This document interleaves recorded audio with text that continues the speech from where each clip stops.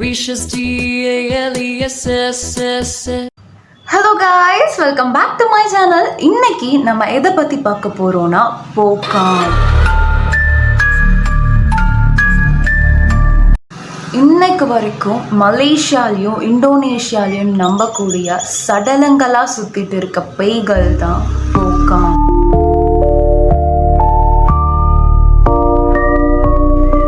ஒருத்தவரை over time பண்ணிட்டு அவரோட வீட்டுக்கு போயிட்டு இருக்காரு. 12 o'clock போயிட்டு இருக்கும் போது அவர் வீட்டுக்கு போறதுக்கு 2 வே இருக்கு.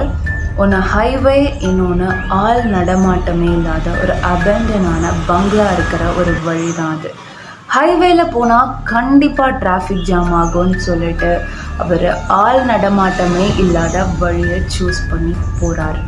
அந்த வேவை சூஸ் பண்ணி போயிட்டுருக்கும் போது அவருக்கு பயங்கரமாக குளிருது. அப்போ அவருக்கு ரொம்ப பாசிட்டிவான மைண்ட் செட்டில் தான் இருந்தார். ஏன்னா அவருக்கு பேய் மேலெலாம் அவ்வளோவா நம்பிக்கை இல்லை. ஸோ அதனால் என்ன நினச்சாருன்னா, வெதர்னால தான் இப்படி ஆயிருக்கு அப்படின்னு நினச்சிட்டு அவர் காரில் இருக்க ஏர் கண்டிஷ்னரை ஆஃப் பண்ணுறாரு. கொஞ்சம் தூரம் போனதுக்கு அப்புறமும் அவருக்கு பயங்கரமாக குளிருது. என்னடா இப்படி குளிருது அப்படின்னு சொல்லிட்டு அவரோட காரை ஸ்டாப் பண்ணிவிட்டு பின்னாடி சீட்டில் இருந்து அவரோட ஜாக்கெட் எடுத்து போட்டுட்டு இருக்கும் போது அவருக்கு ஒரு சவுண்ட் கேட்டுச்சு. டொக் டொக் அப்படின்னு ஒரு சவுண்ட் கேட்டுச்சு. என்னடா அது டொக் டொக்குன்னு யாருமே இல்லாத இடத்துல சவுண்ட் கேட்குது அப்படின்னு சொல்லிட்டு காரோட சைட் மிரரில் பார்த்துருக்காரு. பார்த்தா அங்கே யாருமே கிடையாது.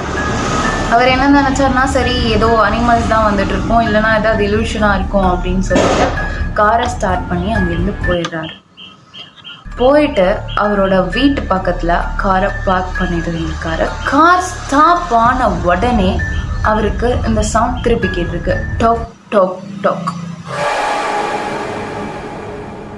என்னடா அந்த சவுண்டு திருப்பி கேட்குதே அப்படின்னு சொல்லிட்டு திரும்பி பார்த்துருக்காரு. அங்கே எதுவுமே கிடையாது.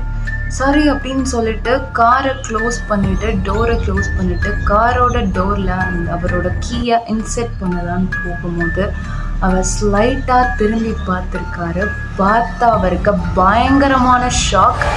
அங்கே ஒரு உருவம் ஃபுல்லாக ஒயிட் கலர் துணியால் ரேப் பண்ணிவிட்டு மண்டையில் ஒரு முடிச்சு போட்டிருக்கு. அது கீழே கால்லேயும் ஒரு முடிச்சு போட்டிருக்கு, அதே ஒயிட் கலர் துணியால். அதோட மூஞ்சு பச்சை கலரில் அழுகி போய் கண்ணெல்லாம் வெளியே வந்து ரொம்ப கொடூரமாக இருந்துச்சு. அதை பார்த்து அவர் வேகமாக அங்கேருந்து ஓடி போயிட்டு அவரோட வீடு வந்து ஃபர்ஸ்ட் ஃப்ளோரில் இருந்தனால வேகமாக அவர் வீட்டுக்கு போயிட்டு அவரோட வீடை க்ளோஸ் பண்ணிவிட்டு ரூமுக்கு போயிட்டு பெட்டில் படுத்துட்டு பெட்ஷீட் எடுத்து மேலே பொத்திக்கிட்டு கண்ணை இறுக்கமாக மூடிக்கிட்டார். அட் டைம் பார்த்தீங்கன்னா அவரோட காலை பெட்டை விட்டு ஸ்லைட்டாக வெளியே இருக்குது. ஸோ அப்போ அவர் காலில் ஏதோ தட்டுப்படுது. அவர் என்ன நினச்சாருன்னா, ஏதோ ஹவுஸ் ஹோல்ட் திங்ஸ் தான் அங்கே இருக்குது அப்படின்னு சொல்லிட்டு ஒரு கிக் விட்டுருக்காரு. கிக் விட்ட உடனே அவருக்கு ஒரு சவுண்ட் கேட்டிருக்கு. என்னன்னா டொக் டொக் அப்படின்னு ஒரு சவுண்ட் கேட்டிருக்கு. அவர் என்னடா இது இங்கேயும் சவுண்டு கேட்குது அப்படின்னு சொல்லிட்டு அவரோட பெட்ஷீட்டை லைட்டாக எடுத்துட்டு கண்ணை திறந்து பார்த்தா அவருக்கு பயங்கரமான ஷாக். அவர் கால் பக்கத்தில் போச்சான்னு அவரை பார்த்த மாதிரி நினைக்குது. நீங்களாக இருந்தால் என்ன பண்ணியிருப்பீங்க? நானாக 2 ஊருக்கு கேட்குற மாதிரி கத்திருப்பேன். ஆனால் அவரை அங்கேயே மயக்கம் போட்டு விழுந்துடுறாரு. அவர் கண்ணை திறந்து பார்த்தோன்னே அவரை சுற்றி நிறையா பேர் நின்றுட்டு இருந்தாங்க ப்ரே பண்ணிட்டு. அப்புறம் அவர் எந்திரிச்சதுக்கு அப்புறம் அவரை தட்டி கொடுத்துட்டு அங்கேருந்து போயிடுறாங்க. போனதுக்கப்புறம் அவரோட மெய்ட் அக்காட்ட போயிட்டு, அக்கா இது என்ன நடந்துச்சு அப்படின்னு சொல்லி கேட்கும் போது, தம்பி நீங்கள் 5 நாள் கழித்து தான் கண்ணை முழிச்சிருக்கீங்க அப்படின்றது சொல்லியிருக்காங்க. அதோட அவருக்கு நடந்தது எல்லாத்தையும் அந்த மெய்ட் அக்காட்ட சொல்லும் போது அவங்க என்ன கேட்டாங்கன்னா, ஏன் தம்பி நீங்கள் அந்த வழியாக சூஸ் பண்ணீங்க? அது முன்னாடி ஒரு கிரேவ்யார்டாக இருந்த இடம், அதாவது ஒரு சுடுகாடாக இருந்த இடம். அதோட நீங்கள் நேற்று பார்த்தது போக்காங்க. அவங்கள ஃபுல்லாக ஒயிட் கலர் துணியால் ரேப் பண்ணியிருப்பாங்க. ரேப் பண்ணியிருக்கும் போது அவங்களோட அந்த ஒயிட் துணியை வச்சு அவங்க மண்டையில் ஒரு முடிச்சு போடுவாங்க. அந்த முடிச்சு அவுந்துருச்சுன்னா அவங்க மேல்லோகத்துக்கு போயிடுவாங்கன்னு, அந்த முடிச்சு அவுகலைன்னா அவங்க போக்காங்க இங்கே சுற்றிட்டு இருப்பாங்கன்னு ஒரு நம்பிக்கை இருக்குது. அதுதான் போக்காங்கன்னு சொல்கிறாங்க. அது உங்ககிட்ட எப்படி வரும்னா குதிச்சு வரும். அது குதிக்கிறதே வந்து பார்த்திங்கன்னா ரொம்ப டிஸ்டன்ஸாக குதிக்கும். அதனால் உங்ககிட்ட சீக்கிரமாக வந்துடும். அதோட அது எதுக்காக உங்ககிட்ட வருதுன்னா ஹெல்ப் கேட்டு தான் வருது. அந்த முடிச்ச அவுத்து விட சொல்லி ஹெல்ப் கேட்டு தான் வருது.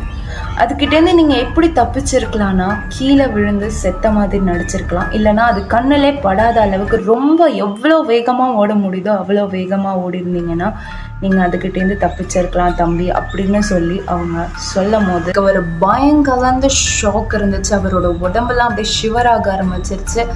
அதுக்கப்புறம் அவர் அந்த வழியையும் சூஸ் பண்ணல, அந்த வீடியோயும் காலி பண்ணிட்டு அங்கேருந்து போயிடுறாரு. இது நிஜமாவே ஒருத்தவருக்கு நடந்தது ரியல் லைஃப்பில் அப்படின்னு சொன்னால் நம்புவீங்களா?